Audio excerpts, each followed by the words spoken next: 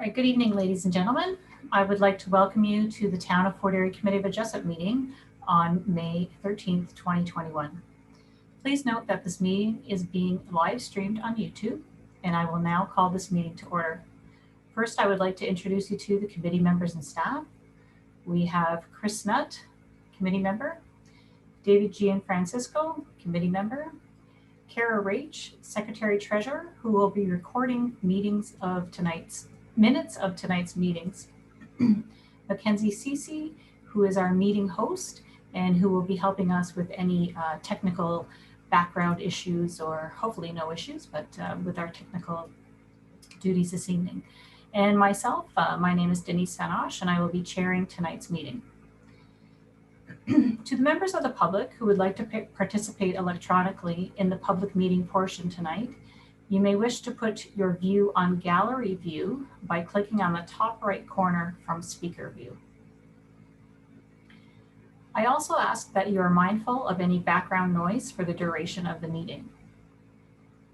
Also note that participating members of the public will remain in the virtual waiting room via telephone or electronically until they are called upon during the public meeting.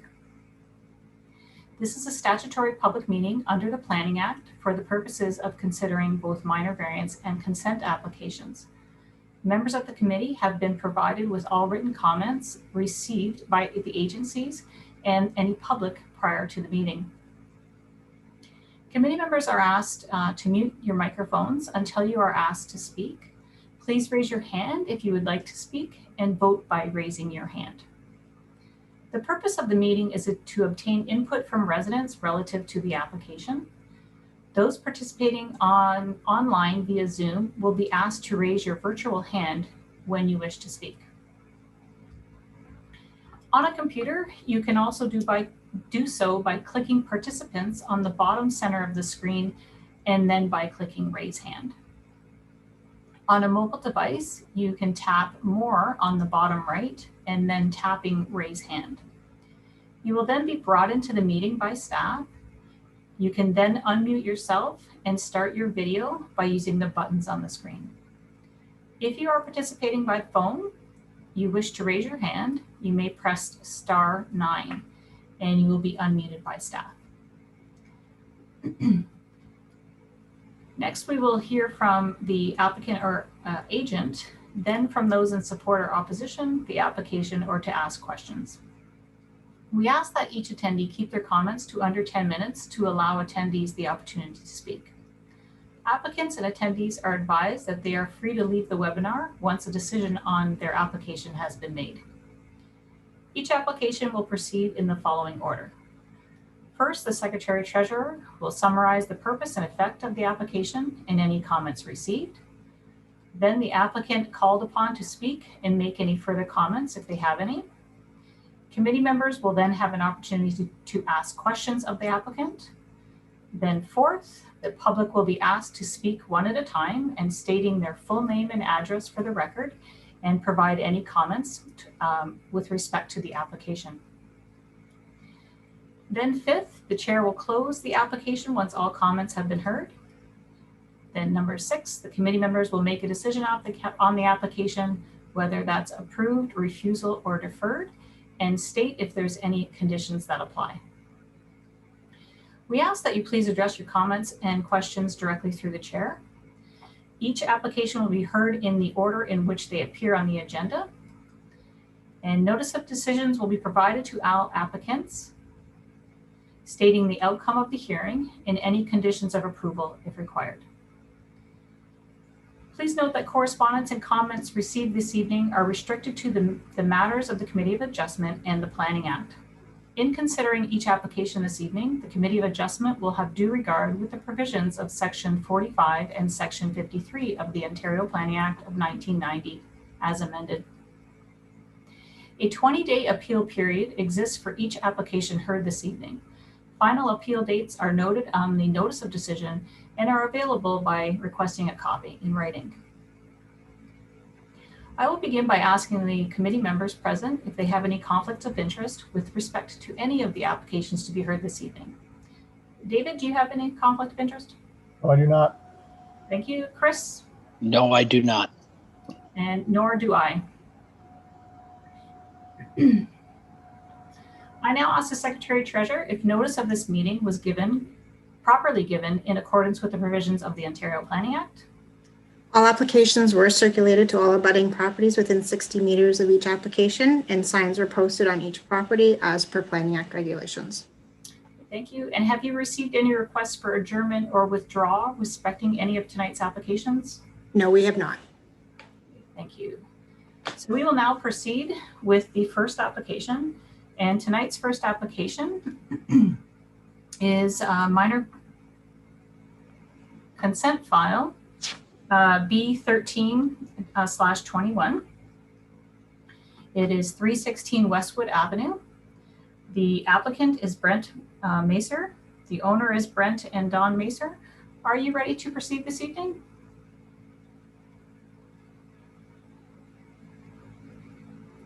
Oh. There we go. Yes, I am. Okay, very good. I hit it twice. Yeah. Yeah. Thank you. Okay, Kara, will you please read all the summary of the related correspondence and comments, please? This consent application proposes the creation of a new lot. The proposed new lot has frontage onto Beechwood Avenue and is proposed for future residential development.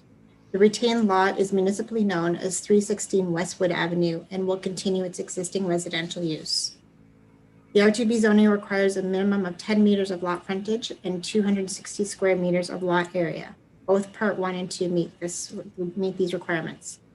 Creation of an infill residential lot in the urban area is supported by provincial, regional, and town planning policy and is considered good planning. Planning staff have no objection to this consent, subject to the following conditions: 5% cash in the parkland dedication, that the detached garage of Part 2 is demolished, that a reference plan is submitted, and that the final consent fee is paid. Infrastructure Services have reviewed the application and request that the consent is conditional upon a $500 tree fee to the town and that a lot grading plan is submitted for review on Part 2. Building Department has requested that a demolition permit is required for the detached garage and that final inspection to town satisfaction is met. Bell Canada has submitted comments requesting that the applicant submit a transfer of easement over lands for Part 1 and or a 3-meter wide corridor to be measured 1.5 meters on either side of the aerial facilities found on the Part 1 boundary. That concludes the comments received and objections from staff, agencies, and public, with the 7 conditions noted. Would you like to make any comments on the application tonight or any of the correspondence received, Mr. Macer? Yes, I would. The Bell easement issue there, is that a normal thing for all the houses on this street, or am I the only one getting the easement? My concern with the easement is I don't have a pole on my property even. I did try to call Bell today to talk to Carrie to hear why they wanted the easement on my property. I don't agree with it because I don't have a post there. There are Bell lines running in the back, but they're all the way up the street. Are there other houses with easements? Or is this a new thing? Seeing that it's a long, old existing subdivision, maybe they didn't have easements back then, or I'm not sure. Because the Bell easement would depreciate the value of the property. I could see if I had a pole there that they would have to gain access to, but I don't have one. And you said transfer the easement. Was there an easement before that I'm unaware of? Okay. Kara, do you have any additional information from the Bell other than just the dimensions that they're requesting? So it's a standard requirement whenever there are Bell facilities on a property. It occurs, they have the right to ask for this whenever a planning application is brought forward. Because there are aerial facilities, they just require that they have the access to those wires. It's basically, it won't, I don't think, depreciate the value of your property, as it's just an easement that gives them access to those wires if anything happens. Going forward, they'll do that with any properties that have any overhead wires going through. In my understanding, it's just the back, the east side of part 1 of the Westwood property, the west side of the Beechwood property. That's correct. Is that it's nothing Yep. up? So it'll show on your reference plan. There'll be a part, it'll be a narrow strip that will show on your reference plan.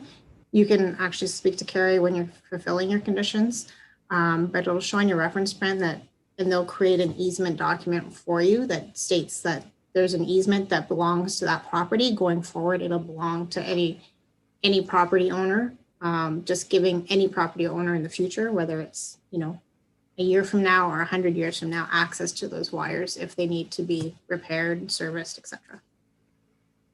Okay, but how do they manage them on other properties that don't have the easements? They just go on there anyway, right? Correct. So why bring it up? Just go on there. They have their, Bell Canada has the right to do that. So it's an infrastructure service that, Right. it's a federal law that we can do so. And the easement, it's not going to impact your ability to have a house on part 2, because you can't build that close to the property line anyways. Correct. Yeah, and I do understand that there's some cost involved though with the lawyers and everything though. It's just I don't understand the $2 acquisition of these rights. What's that fee? What is that? I mean, if it's only $2, I don't care. It's a $2. It's a basic $2 fee that they impose. You can discuss it with them further. I'm never involved in the back end of it. I only know that it's a standard condition. You're not the first Bell easement to come through this year, or there's one, actually a couple this year already. So, and also we've got to keep in mind that you are also taking this, you're developing this land as a developer. It's only one lot, but that lot is still subject to reviews and requests of these easements of that nature as well. Okay. Yeah, like I say, it's the $2. I don't care as long as it's not $2 multiplied by square footage of the property or something like that, and something crazy. no, I think it's just a $2 fee, and then of course the legal fees to do the easement. But Yeah, I'm not sure what the legal fees will be, but okay. Well, If I have to have it, I will. I just don't. It's up to the committee. It's on the committee's recommendation. If they approve the consent with that condition, then you will have to do it. Okay, that's fine. All right. okay, is there, do the committee members have any questions of the applicant? I do not. Chris? I do not. Okay, thank you. Is there anyone attending the meeting tonight that would like to speak or wish to comment on this application before us? Sure, I'll take a look in the virtual waiting room. Thank you.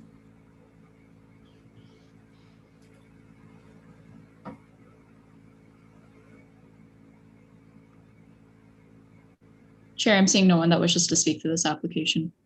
Okay, thank you. I have no further questions either. So we'll consider the public hearing portion closed, and I'll now ask the members if they're ready to make a decision. I'll go first. I'll be in favor of this consent file tonight. It meets all the planning, various planning acts, and it's a good example of town planning, so I have no problem with it. Chris? I'll be supporting the application for the same reasons. It's a good use of an infill lot, good use of planning for the town, and follows the Planning Act of the province and the region. So I'll be supporting the application. Okay, I would now entertain a motion with conditions, if any, on the application. I'll put a motion forward that based on all written and oral comments received, that consent file number B1321 be accepted with the 7 conditions set forth in the report. Okay, thank you. I'll second that motion. Okay, thank you. And all in favor? Okay, so the motion has been carried. Your application has been approved. You will receive written notice of the committee's decision. Decision will become final so long as no appeals are received within 20 days of the notice. Thank you very much. Thank you. Have a nice evening. You too.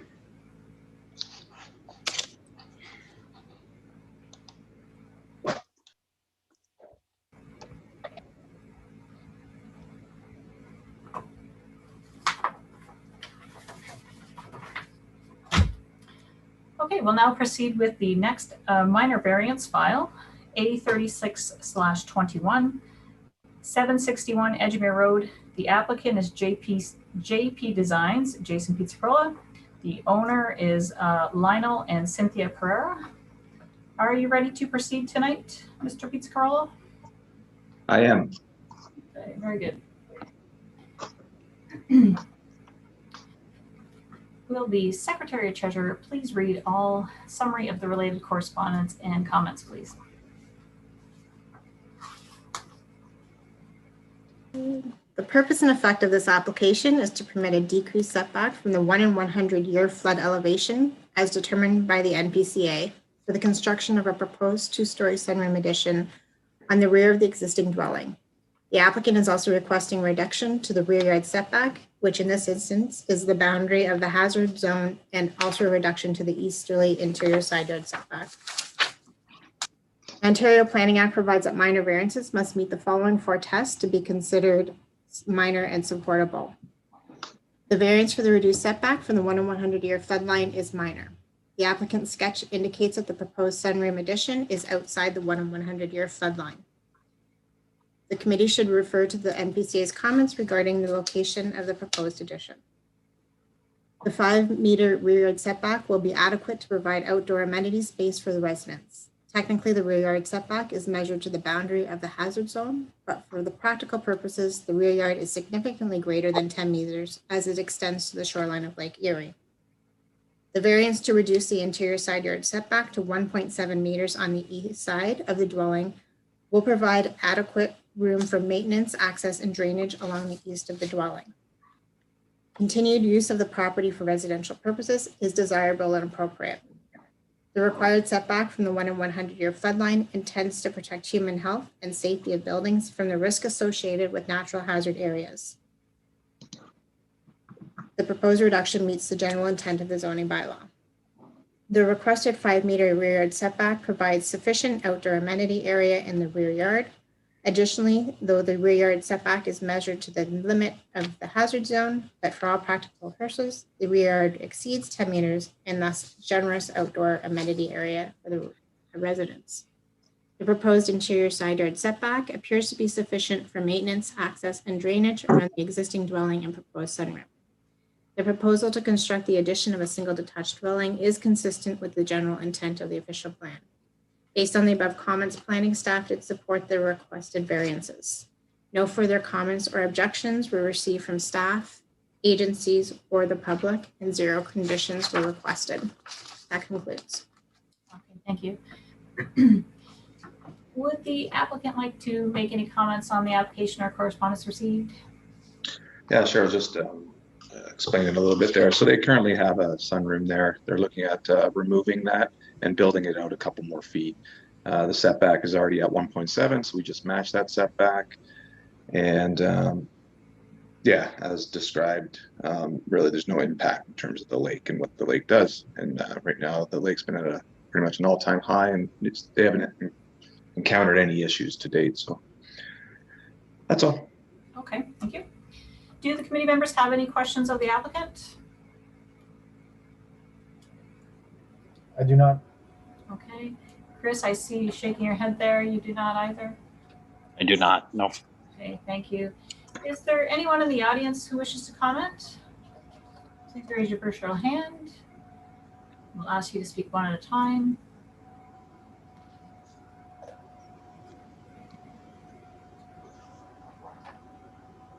Chair, I'm seeing no one that wishes to speak to this application. Thank you. Just seeing as there's no further questions, well, are the committee members ready to make a decision? If you're ready to make a decision, I will close the public hearing portion. I'm ready to make a decision. Okay. And Chris, would you please express your views on the proposal? Certainly. Yeah, the existing sunroom, so I'm going to support this application. I don't see it having an impact on the flood line. It's already an existing 1.7 meter side setback. It stays pretty uniform. It doesn't have any massing impact on the neighboring property, so I'll be supporting it. I think it's meets the 4 tests and is good planning. Thank you. David? I'll also be in favor of it. It meets the 4 tests, and I agree with Chris's comments. It's only 1.7 meters away from property line, and I don't see an issue with what's being constructed. Okay, thank you. I'll now entertain a motion on this application. I'll put forward a motion that we approve that the Committee of Adjustment, considering the written oral comments received with regards to this report, agrees to the minor variance report analysis and the recommendations in the written reports, that it meets the 4 planning tests for a minor variance, and that we approve this application. Okay, thank you. Do I have a seconder? A second. Okay, all in favor? Okay, good. So your motion is carried. The application has been approved. You will receive written notice of the committee's decision. Decision will become final, so there's no appeals are received within 20 days of the notice. And thank you for appearing. That's great. Thanks so much. Have a good night. You too.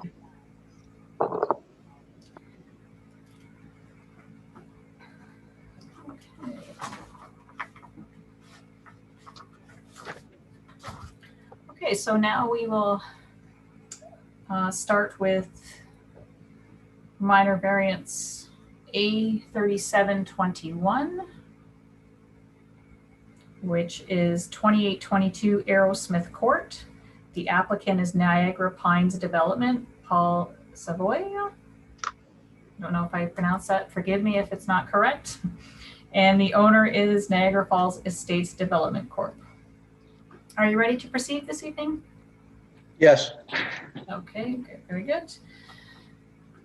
Will Kara please read all the summary of the related correspondence and comments? Purpose and effect of this application is to permit an increase to the maximum permitted lot coverage to 43% from 35% for a proposed 1-story single detached dwelling with a front covered porch. The Ontario Planning Act provides that the minor variance must meet the following 4 tests to be considered minor and supportable.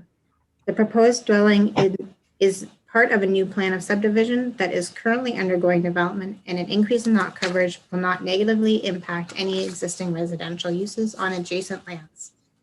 The proposed dwelling size is fitting for the lot, as there is sufficient space for parking in the front yard and amenity area in the rear yard. No massing impacts are anticipated, as the proposed dwelling exceeds all required setbacks for the R2 zoning. The proposal to construct a single detached dwelling on the subject property is appropriate and desirable for the area.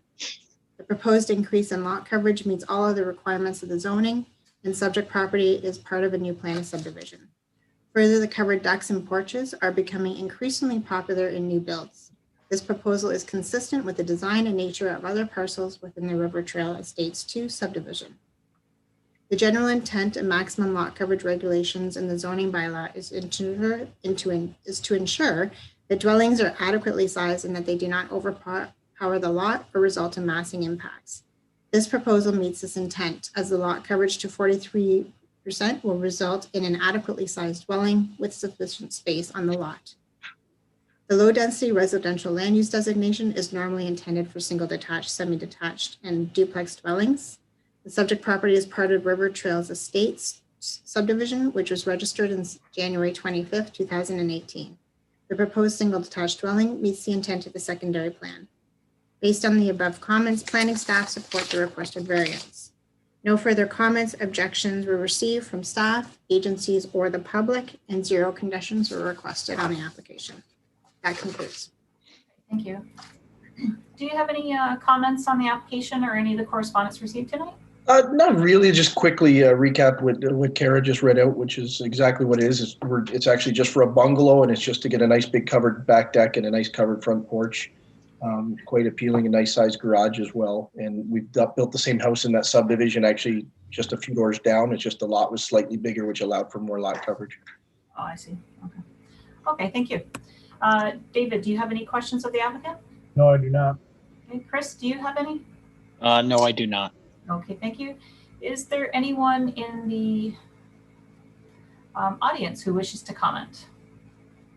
Please raise your virtual hand. And we'll ask you in one at a time.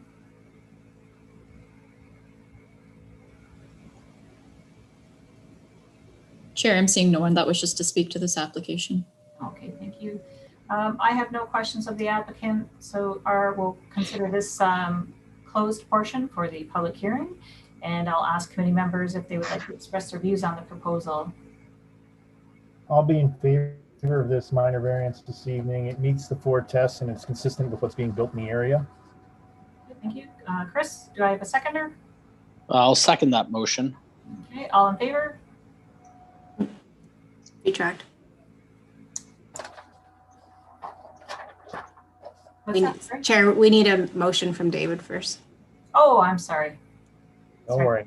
I'll put a motion forward that minor variance file number 83721 be accepted based on all the written and oral comments received in the various reports this evening without any conditions. May I have a seconder now? I'll second that. Thank you. Thank you. All in favor? Okay, very good. The motion is carried. Your application has been approved. You will receive written notice of the committee's decision, and the decision will become final so long as no appeals are received within 20 days of the notice. Okay, so we'll proceed now with Thank you. I think I have the next 2 as well, right here. Okay. Okay, so now we're moving on to minor variance file A38/21, which is 2816 Aerosmith Court. So Kara, will you please read all correspondence? The purpose and effect of this application is to permit an increase to the maximum permitted lot coverage to 43.5% from 35% for the proposed 1-story single detached dwelling with a covered porch and rear covered terrace. Planning staff have noted the similar 4 tests have been met as in the previous application, and no further comments or objections from staff or agencies or public were received with 0 conditions. Okay, thank you. Do you have any comments or questions on the correspondence that we've received tonight? No. Okay, thank you. David, do you have any questions of the applicant? No, I do not. Okay, Chris, do you have any questions of the applicant? No, I do not. Okay, thank you. I think, again, it's just one of those, the lot area is just a little bit smaller than the neighboring, so that's facilitated the need for the coverage, increase in coverage. So I'll ask if there's any audience who wishes to speak on this application before us. Please raise your hand, your virtual hand.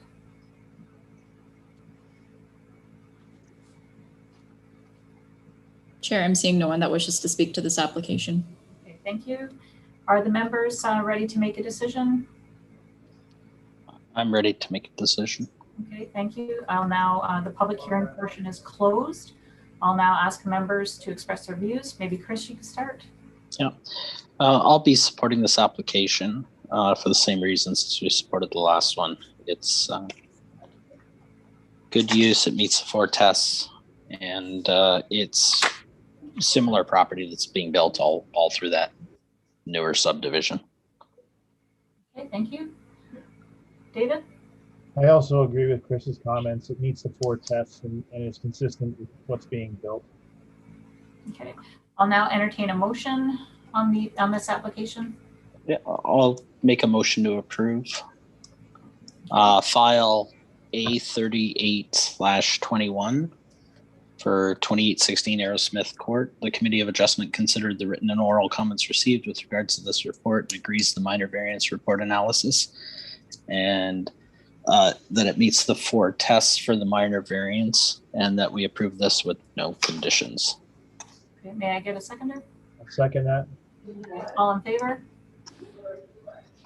Okay, very good. So the motion is carried. Your application has been approved. You will receive written notice of the committee's decision. Decision will become final so long as no appeals are received within 20 days of the notice. Okay, and so one more for the applicant, Niagara Pines Development. Minor variance file A39/21, 3598 Canfield Crescent. Carol, will you please read all correspondence and comments? Purpose and effect of this application is to permit an increase to the maximum permitted lot coverage to 43% from 35% for the proposed 1-story single detached dwelling with a covered porch and rear covered terrace. Planning Act provides that a minor variance must meet the following tests to be considered minor and supportable. Staff note that the variance is minor in nature, is appropriate and desirable, meets the general intent of the zoning bylaw, and meets the general intent of the secondary plan, and support the requested variances. No further comments or objections were received from staff, agencies, or the public, and 0 conditions were requested. Okay. Do you have any comments based on the comments received or correspondence received tonight? No, I do not, Chair. Thank you. Okay, thank you. Do the committee members have any questions of the applicant? No, I do not. Chris? I do not. Nor do I. Does anyone in the audience wish to comment? Please raise your virtual hand.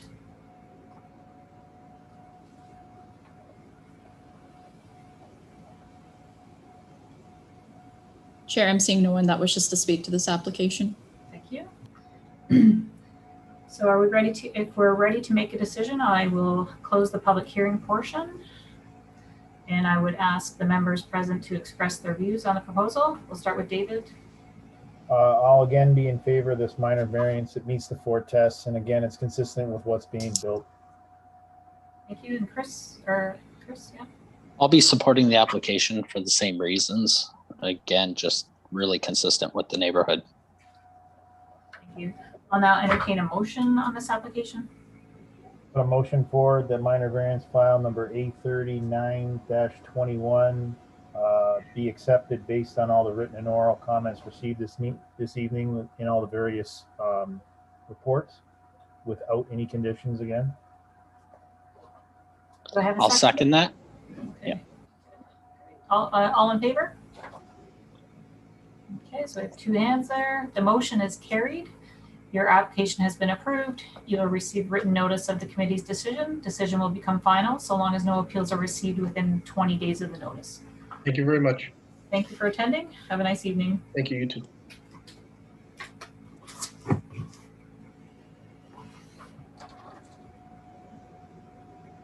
Okay, so we're moving on now to minor variance file A40/20.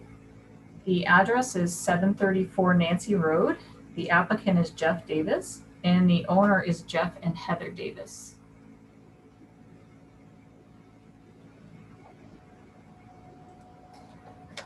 Are you ready to proceed this evening, Mr. Davis? Yes, I am. Okay, very good. Kara, would you please read the summary of the related correspondence and comments received? Of course. The purpose and effect of this application is to permit a reduction to the front yard setback of a dwelling, to permit a proposed addition of an attached garage, and to permit a detached shed in the front yard. As the dwelling is a corner lot, the shorter of the 2 frontage is considered the front lot line and the longer the exterior side lot line. For the purpose of the zoning bylaw, the lot line abutting Jasmine Court is considered to be the front lot line, and the lot line abutting Nancy Drive is the exterior side lot line. This application requests a permission to permit a reduction in the front yard setback for dwellings to 2.38 meters in order to construct an attached garage. Zoning requires a minimum front yard setback of 7.5 meters. The application also requests permission to permit an existing detached shed in the front yard of the subject property, whereas the zoning bylaw only permits in the interior side or rear yards. The dwelling on the subject lands has its front door and attached garage facing Nancy Drive, the exterior side yard. At its nearest point, the dwelling is approximately 7.5 meters from the exterior side lot line, which is the required front yard setback of the R1 zone. The covered front porch is approximately 7 meters from this lot line. The dwelling is approximately in line with the other dwellings on this side of Jasmine Court. The side of the dwelling facing Jasmine Court, the required front yard under the zoning bylaw, was constructed to meet the minimum front yard setback of the R1 zone. The dwelling is approximately in line with other dwellings on this side of Jasmine Court. It would be typical for a dwelling situated on a corner lot to protrude in front of other dwellings on the street in the exterior side yard. In this case, the existing dwelling has generous setbacks from both the front lot line and the exterior side lot line, and the front of the dwelling faces the exterior side lot line. Staff are of the opinion that a reduction of the front yard setback to 3 meters, the typical exterior side yard requirement, would be minor since the dwelling maintains a typical front yard setback to the exterior side lot line and there are no apparent negative impacts.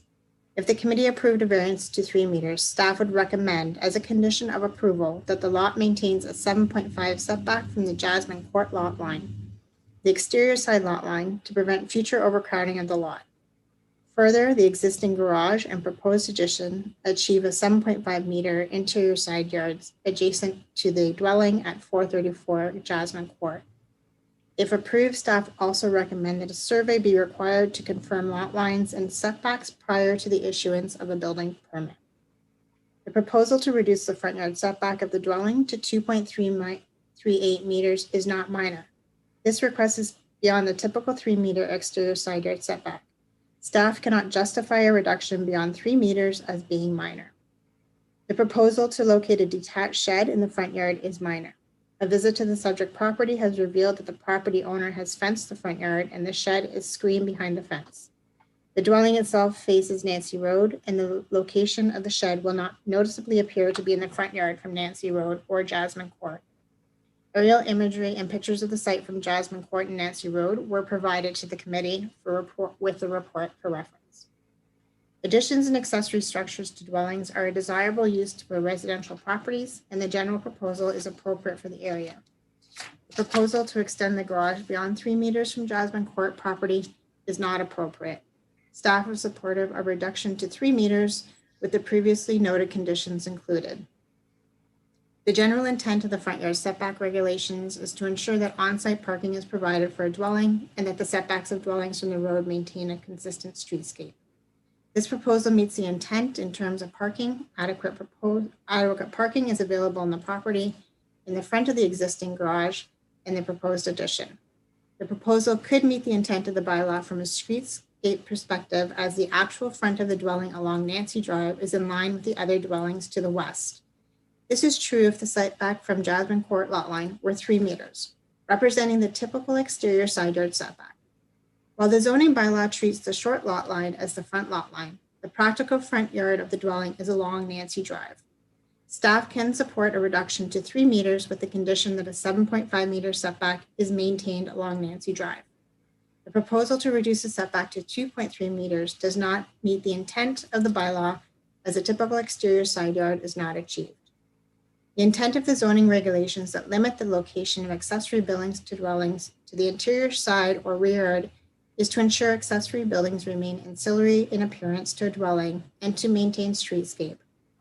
This proposal meets this intent. The dwelling itself faces Nancy Road, and what is considered to be the front yard from a zoning perspective appears to be an exterior side yard or a rear yard from the street. The detached shed maintains an ancillary appearance to the dwelling and the streetscape, as it looks like it is inside a rear yard and is largely screened from view from the fence. The urban residential land use designation permits a single detached dwellings and accessory buildings to dwellings. The proposed addition and detached shed meet the general intent of the official plan. Based on the above comments, planning staff support the requested variance to locate the detached shed in the front yard. Staff do not support the proposed reduction to the front yard setback of 2.3 meters for the garage addition. However, staff can support a front yard setback reduction to 3 meters for the garage addition. If the Committee of Adjustment approves the variance for the proposed addition, planning staff recommend the following conditions are added: that no new buildings or structures are permitted within 7.5 meters of the exterior lot line, which is Nancy Drive, and that a survey is required to confirm the location of all existing and proposed structures in relation to the lot line prior to the issuance of a building permit. Staff also note for the applicant's information that the zoning bylaw requires a 7.5 meter setback for a driveway from the intersection. For example, the lot line along Nancy Road and Jasmine Court. Pictures were included in the report for staff. We did receive a letter of support and many with the application in favor of the application from neighbors, and no other objections or concerns were brought forward by staff, agencies, or the public. And that concludes with the 2 conditions as noted, with the 3 meter setback and the approval of the shed location as noted in the report. Okay, thank you. Mr. Davis, would you like to comment on any of the correspondence or the application? Yes, I would. Okay. So first off, I would like to show a picture of what I consider to be the front of my house. As you can see, the front door, the garage, and the driveway, and also my address is on this road, Nancy Road. The second picture here is what the town considers to be the front of my house. As you can see, there's a fence there, and there is no door, driveway, or my address is not on that road either. I'm on a corner lot, so the definition is the shorter of the 2 frontages is technically the front of your house. This is a technical definition, and I would like to suggest that the front of my house is actually on Nancy Road. In the report that the town did, they're on board to allow the shed, which exists, as it's technically in the front yard. They state it does not noticeably appear to be in the front yard, and so I'm asking for you guys to consider that I'm allowed to keep the shed. Also in the report, the town is willing to allow Nancy Road to have the same setbacks as the front yard, but they're not supportive of anything further than 3 meters. I would suggest that Nancy Road is considered the front yard, and to the average person, and setbacks allow for this. I feel like my variance is minor in nature, only asking for 0.6 meters, 2 feet beyond a typical front yard setback. I'd like to take a moment to talk about the 4 tests of the minor variance pertaining to my garage. Number 1, is the variance minor in nature? Yes, I think it is minor in nature, as staff has recognized that Nancy Road is the practical front yard 3 times in their report. And the exterior side setback is 3 meters, and I'd only be asking for 0.6 meters more than normal to achieve a desirable garage if it wasn't for the technical definition. This would have no negative impact on existing properties. Number 2, is the proposed variance considered desirable for the appropriate use and development of the land? I believe it is desirable for the appropriate use, and it would fit in with other houses in the neighborhood, and all the neighbors approve of this. Number 3, does the proposal meet the general intent of the zoning bylaw? Yes, lots of on-site parking is available, and the streetscape doesn't change, as it's still going to be 4.5 feet within the existing fence. Last one, does the proposal meet the general intent of the official plan? Yes, as it permits to allow additions and dwellings. I'd like to show you one more picture. The town here is supporting the 15 feet, and I'm asking you to support the 2 more feet, as it is a technical definition, so it is minor in nature. The reason why I need this extra 2 feet is because I would like both my garage doors to be the same size, and I can't, without that extra 2 feet, I can't have 2 garage doors the same size. I think for aesthetic reasons, it's important that every house in the neighborhood that has 2-car garages, both garage doors are the same size. I feel like it would be a mistake if the house had one garage door a different size, and I think it would stand out. I would like this garage so I can park both my vehicles in our garage, and it would also give us a bit more storage space. This would increase the property value and increase my taxes. And I went to every neighbor's house and got them to sign a document that I submitted saying they're in favor of this. So I hope I can have your support on this, and thank you for your time. Okay, thank you, Mr. Davis. I'm going to ask the committee members if they have any questions for the applicant tonight. Start with Chris.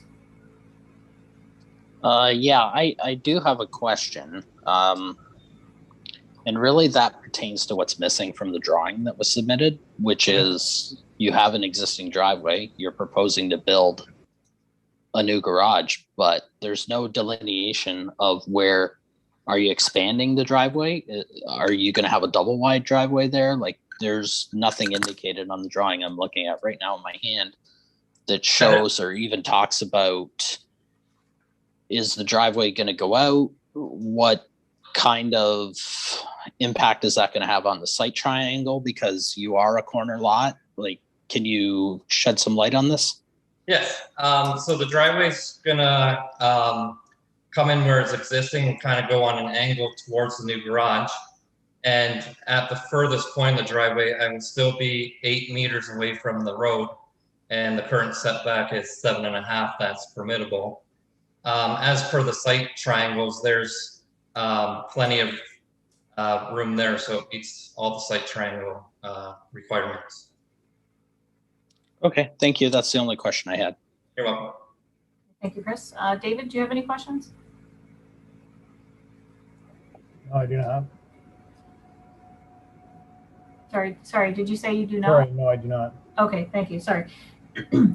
I just have so I'm just gonna, I guess, maybe clarify what Chris has said, just so we're in, so it's clear in my mind. So you are proposing that the current throat of your existing driveway is not going to increase, and you're going to feather or taper back the entrance to meet the existing driveway. Is that correct? Correct. Okay, thank you. Are there anyone in the audience who wishes to comment? If you please raise your virtual hand and we'll get you on board to speak.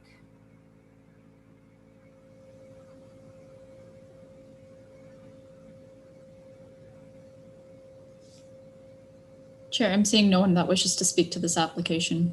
Okay, thank you. And if the committee members have no further questions, I will declare this portion of the public hearing closed. And I'll now ask members present to express their views on the proposal. So we'll start with Chris.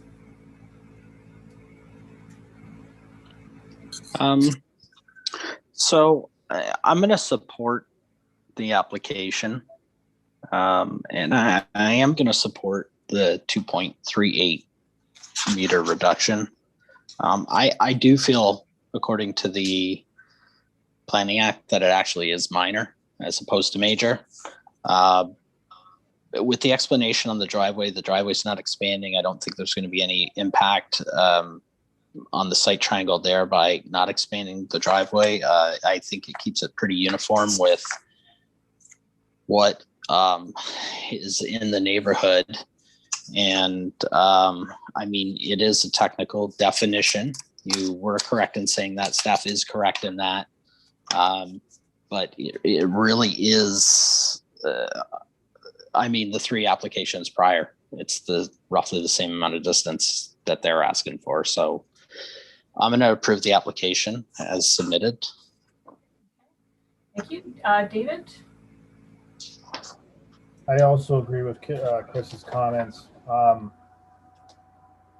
It is a little, it's a strange situation, I guess, to be in, to be called your side lot being the front of your house. I can understand both sides of the equation, but I'm going to give you the benefit of the doubt, and I'll support your application tonight. Thank you. Okay, so I'll now entertain a motion on this application with conditions, if any. I'll put forward the motion that we accept and approve file number A40/21 for 734 Nancy Road. The Committee of Adjustment, considering the written and oral comments received tonight with regards to this report, and agree that the minor variance report and analysis and the recommendations with the conditions outlined, I feel that this meets the 4 tests in the minor variance. So I'll ask that we approve it. I'll put forward that motion. Do I have a second? Just, Oh, sorry, go ahead. just to Karen. confirm, we're approving at 2 point, sorry, I've lost my notes. 2.38 is what's on the form that was filed. All right. 2.38 meters with the 2 conditions noted in the report from planning staff. Right, the minimum setback of 7.5, as well as the condition of the Survey. The survey. Yeah. Yes, correct. And that he'd be allowed to keep the shed in what's considered the front yard. Right, yeah. Thank you. So David, do I have a seconder? I'll second that. Okay, so all in favor? Okay, should we have a show of hands there? So your motion is carried. Your application has been approved. You'll receive written notice of the committee's decision. Decision will become final so long as no appeals are received within 20 days of the notice. Thank you very much. You're welcome. Have a nice evening. You too.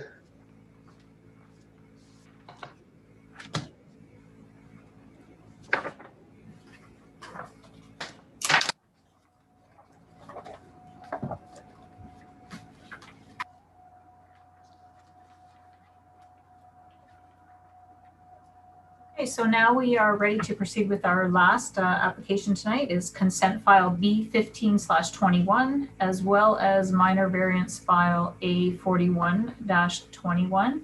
And we'll hear those concurrently tonight. If Sure. It is 504 Daytona Drive, and our applicant is Jamie Lee Harasti. I probably did not say that correctly. I have my apologies. And the owner is Jamie, Jack, and Melody Harasti.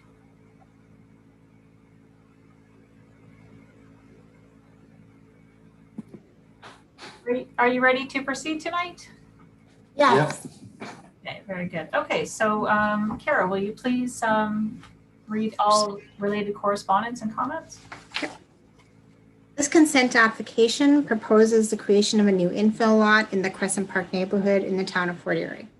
Part 1 on the Severn sketch is the proposed new lot and is intended for future construction of a residential dwelling. The retained lot is municipally known as 504 Daytona Drive, and is, we're both doing that today, Denise. Yeah, exactly. And is a corner lot that will continue its existing use of a residential dwelling. A minor variance application is required to permit the creation of Part 1 so that the R1 zoning requires a minimum lot frontage of 18 meters and a minimum lot area of 600 square meters. Minor variance file number A4121 is submitted concurrently with this application, and approval of that application will be a condition of this consent application. Planning staff note that the creation of Part 1 will change the front lot line of Part 2 from Englewood Avenue to Daytona Avenue. The dwelling on Part 2 will meet all of the zoning requirements of the R1 zoning following the change. Part 2 will require 1 new parking space on site as a result of the lot creation, which has been added as a recommended condition. Planning staff also note that Part 1 will be considered an infill lot under the zoning bylaw, and any future dwellings will be subject to the increased side yard setbacks under subsection 10(4) of the R1 zoning.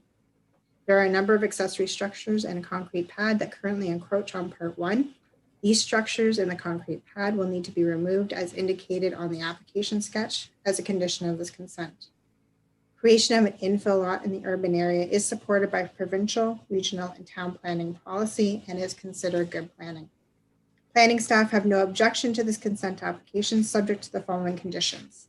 That 5% cash into the parkland dedication is paid to the town, approval of minor variance A4121, removal of all encroaching structures and the concrete pad on Part 1, installation of a new driveway and parking space on Part 2, and that the applicant provides a reference plan and the final consent fee for the final consent certificate to the committee with the Secretary Treasurer. Infrastructure Services have reviewed the application and offer the consent to be conditional upon the following: that a $500 fee for a tree be paid to the town, and that an overall lot grading plan on part 1 is submitted for review and approval. The chief building official has requested that a demolition permit is required to be obtained for the removal of the detached garage, and the garage is to be removed and the site left in a clean, level condition to the satisfaction of the town building department. Bell has also requested an easement on this property over part 2 for a 3-meter wide corridor to be measured on 1.5 meter on either side of the aerial facilities found along the east half of part 2. Further details are provided to the applicant in the application. And no further comments or objections were received from staff, agencies, or the public. And that concludes your report, the 10 conditions as noted in the summary. That concludes. Oh, and the minor variance, sorry. Moving right on to the minor variance file number A41-21. The purpose and effect of this application is to permit creation of a new lot with reduced lot line frontage and lot area. This application is being submitted concurrently with the consent file B1521. The lot subject to this minor variance application is part 1 on the sketch, and part 2 is a retained lot. The Ontario Planning Act provides that minor variance must meet 4 tests to be considered minor and supportable.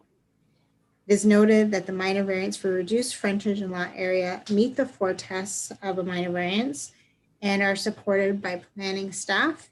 No further comments or objections were received from staff or agencies, and no conditions were recommended with the minor variance. That concludes. Thank you. Would you like to make any comments on the application or the correspondence received tonight? I just have one question.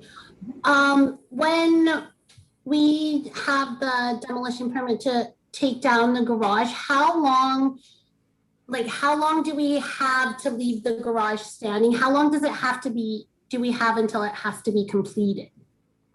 So the conditions of consent, you have 1 year to fulfill. Perfect. So we should, in theory, hopefully be able to build a new garage on this lot prior to this one being taken down. You mean on part 2? On part 2, yes. So Kara, maybe you could help me out with that. So if they are seeking to get a building permit to put a garage on part 2 before they demo part 1, is that something that I believe that would be acceptable, or? We're not allowed, you're allowed to have up to 10%.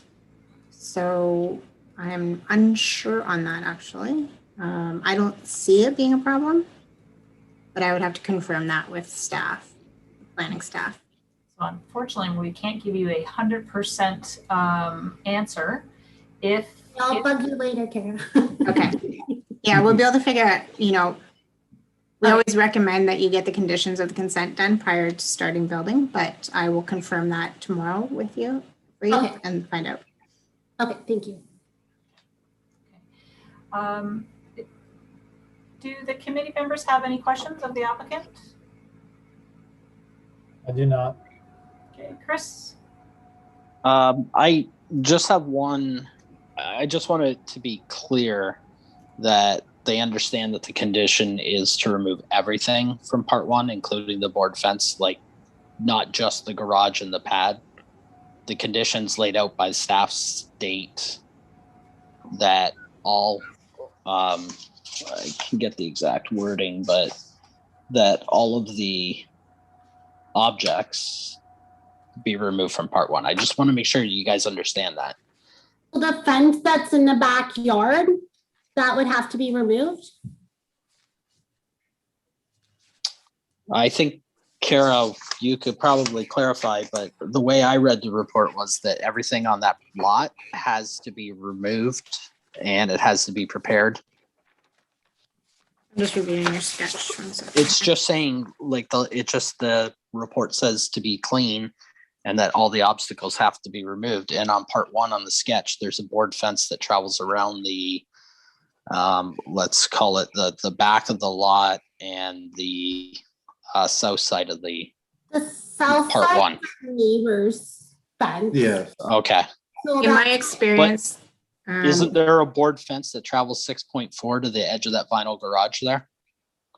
No. No? Yeah, no, yeah, on the front yard, Yeah. yeah. yeah, Okay.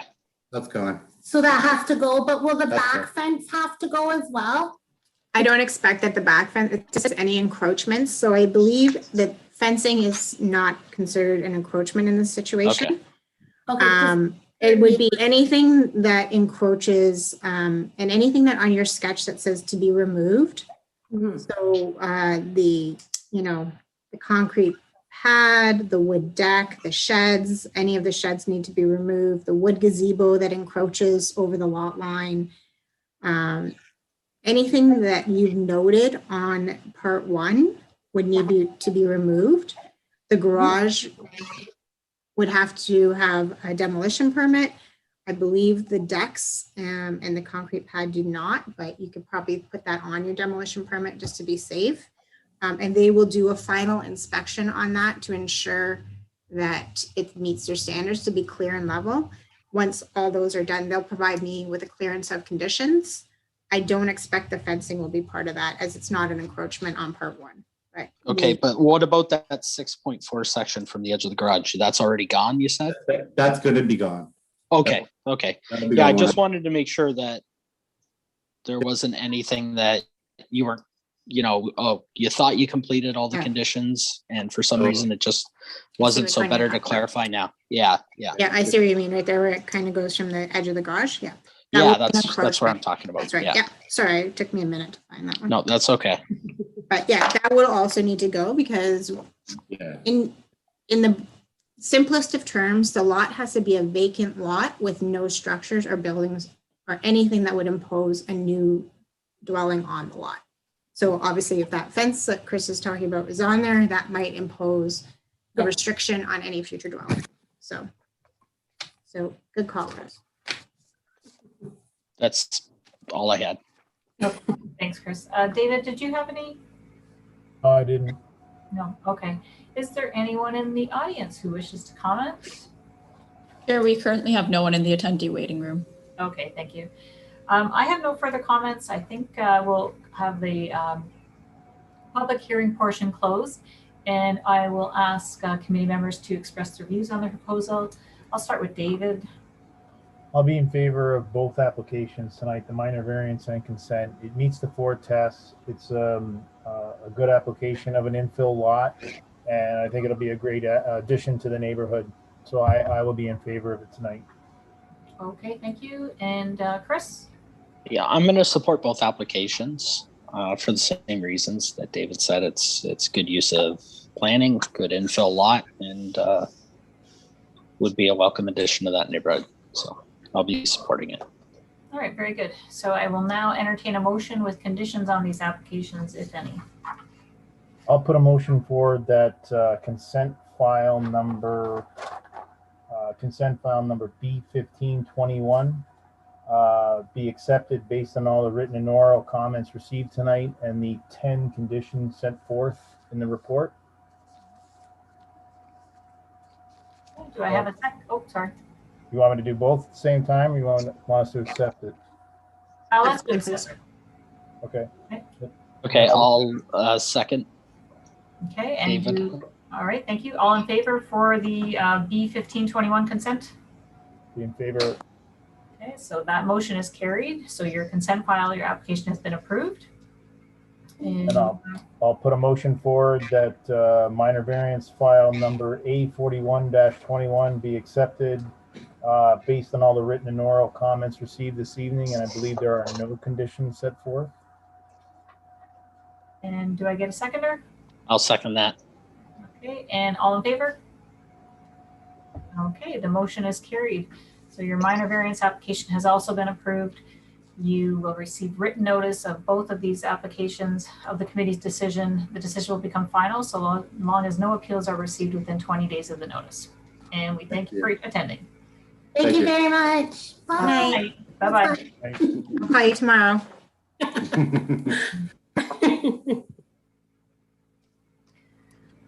Okay. Okay, so may I ask for a motion from the committee to process the signing of the decisions concurred by a majority of members electronically? Put I'll forward that motion. Yeah. I'll second it then. Okay, and all in favor? All in favor? Okay, so that motion is carried. I will now ask members if there are any corrections to minutes of the past meetings that were circulated. I don't think there was any circulated. There was, Oh, there was, sorry. to the past members, yeah, sorry. Okay, There are no corrections. There's no corrections. all right, there's no corrections. So if no further business this evening, the meeting is adjourned at 7:00.